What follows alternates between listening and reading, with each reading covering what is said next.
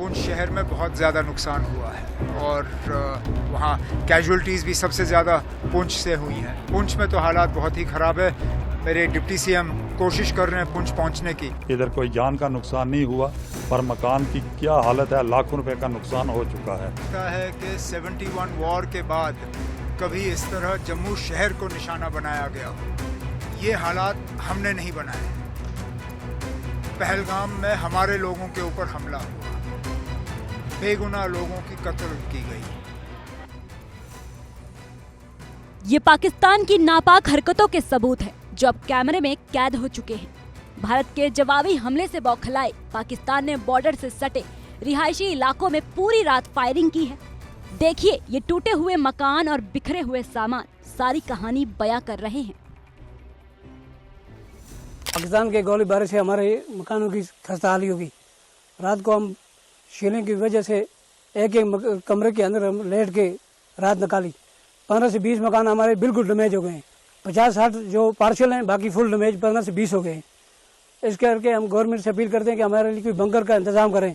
हमारे बच्चों का, हमारा पाकिस्तान की शीलिंग ने हमें बहुत नुकसान दिया है इस गोलीबारी से। हमारे इस इलाके में अमन होना चाहिए, जैसे पहले था ऐसे अमन होना चाहिए, जिसकी वजह से हम लोग फिर यहाँ पर रह सकें। इस वक्त हमारा गांव पूरा खाली हो चुका है। एक्चुअली ये जो पाकिस्तान की शेलिंग शुरू हुई है कोई 2 बजे 1:30 बजे, तो उस वक्त मैं जाग रहा था, मैं मतलब उठा हुआ था। फिर मैं नहा धोकर आराम के साथ नया बाथरूम में, नहाने के बाद फिर मैं थोड़ा मंदिर गया तो उठा की। उसके बाद फिर मैं आया, फिर मैं पाठ करने बैठ गया। कोई 1.5 घंटा मैं पाठ करता रहा। पाठ करने के बाद मैंने उठा, फिर मैंने उस वक्त शेलिंग चल रही थी, तो मैंने कहा ये छली शुरू हो गई है। अभी मैडम को बोला तो थोड़ी चाय बनाओ, तो वो चाय बना। मैं उधर चला गया, तो मैं वहाँ से 5-6 मिनट, जहाँ मैं इस कमरे में 6 मिनट पहले मैं उठ कर चला गया उधर, तो आगे ब्लास्ट इधर हो गया। तो मैं हैरान सा हो गया।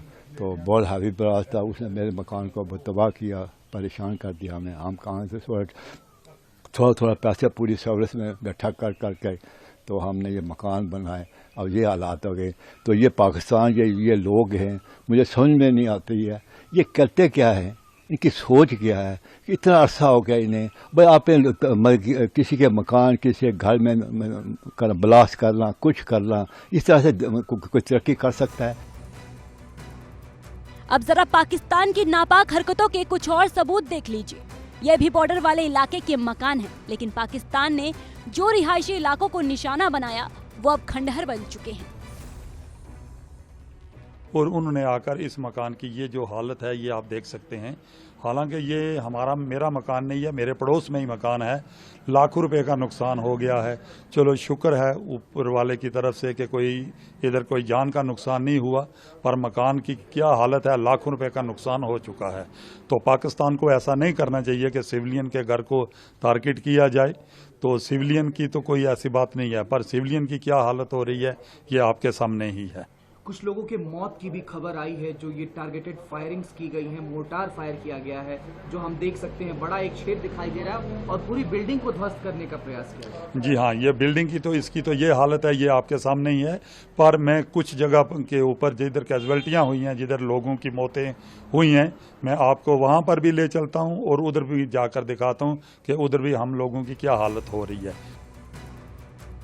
पाकिस्तान ने एलओसी के कुपवाड़ा, बारामूला, उरी, पुंछ, मेंढर और राजौरी सेक्टरों में मोटार और भारी गोलाबारी की है।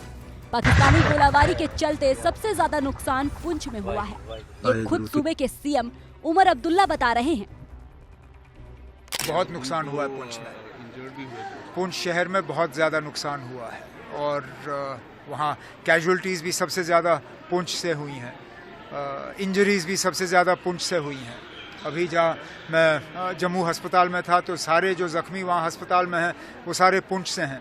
एक जो बहुत ही ज़्यादा सीरियसली इंजर्ड थे उनको पीजीआई चंडीगढ़ शिफ्ट करके आज सुबह उनकी वहाँ सर्जरी हुई। पुंछ में तो हालात बहुत ही ख़राब है। मेरे डिप्टी सीएम कोशिश कर रहे हैं पुंछ पहुँचने की। अगर वो पहुँच पाए तो वहाँ लोगों से मुलाकात करेंगे। जम्मू के बॉर्डर वाले इलाके से लोग सुरक्षित स्थानों के लिए पलायन कर रहे हैं। गांव के गांव खाली हो रहे हैं। उमर अब्दुल्ला सरकार की तरफ से प्रभावित लोगों और उनके परिवारों के लिए कैंप सेटअप किया गया है। उमर अब्दुल्ला का कहना है कि 1971 में ऐसा नहीं हुआ था। सबसे बड़ी बात तो यही कि उनके तरफ से जो सिविलियंस को निशाना बनाने की कोशिश की गई, जिस तरह जम्मू शहर पे उन्होंने ड्रोन का हमला किया, मुझे नहीं लगता है कि 71 वॉर के बाद कभी इस तरह जम्मू शहर को निशाना बनाया गया हो।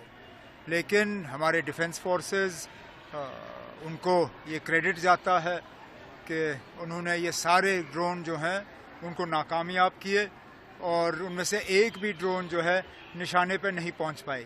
हालांकि उन्होंने जम्मू में कई सारे इलाके, यहाँ तक कि खबर ये आई है कि कश्मीर में भी अनंतनाग में जो एम्यूनिशन डिपो है उसको भी टारगेट करने की कोशिश की, लेकिन उसमें भी वो नाकामयाब रहे।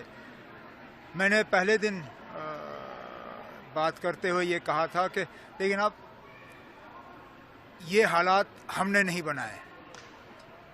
पहलगाम में हमारे लोगों के ऊपर हमला हुआ, बेगुनाह लोगों की कत्ल की गई, उसका हमें जवाब देना पड़ा। लेकिन ये जो अब लगातार इसको बढ़ाने का सिलसिला जो पाकिस्तान के तरफ से हो रहा है, इसमें ना पाकिस्तान को कोई फ़ायदा है ना उनकी कोई कामयाबी होगी। बेहतर यही होगा कि वो अपनी बंदूकें खामोश करें और यहाँ पे हालात जो हैं वो दोबारा साजगार हों। तनाव वाले इस हालात में अपने सूबे के बाशिंदों और खासकर बच्चों के चेहरे पर खुशियां बिखेरने के लिए एक कैंप में उमर अब्दुल्ला बच्चों के साथ क्रिकेट खेलते हुए भी नजर आए। जितना हम कर सकते हैं कर रहे हैं। दिन में 3 बार खाना, 2 बार चाय, बाकी सैनिटेशन की फैसिलिटीज़, हर कैंप में मेडिकल का कैंप लगा हुआ है, डॉक्टर तैनात हैं, दवाइयाँ हैं, ट्रांसपोर्ट का अरेंजमेंट रखा हुआ है, एम्बुलेंस रखी गई है। तो हमारे तरफ से, मैं जानता हूँ ये आइडियल सिचुएशन नहीं है, ये लोग तो चाहेंगे अपने घर में रहें, लेकिन फ़िलहाल ये हमारी मजबूरी है कि हमें उन्हें यहाँ लाना पड़ा। लेकिन कोशिश की जा रही है कि यहाँ रह के उनको कम से कम तकलीफ़ का सामना करना पड़े। कुछ बच्चों ने आज यहाँ खेलकूद का सामान मांगा। मैं अपने स्पोर्ट्स मिनिस्टर का शुक्रगुजार हूँ कि गाड़ी में उन्होंने सामान रखा हुआ था, तो कम से कम और कुछ नहीं तो इन बच्चों के चेहरे पे इन मुश्किल हालात में अगर हम थोड़ी सी मुस्कुराहट ला सके तो ये बड़ी बात है। एबीपी गंगा, खबर आपकी, जुबान आपकी।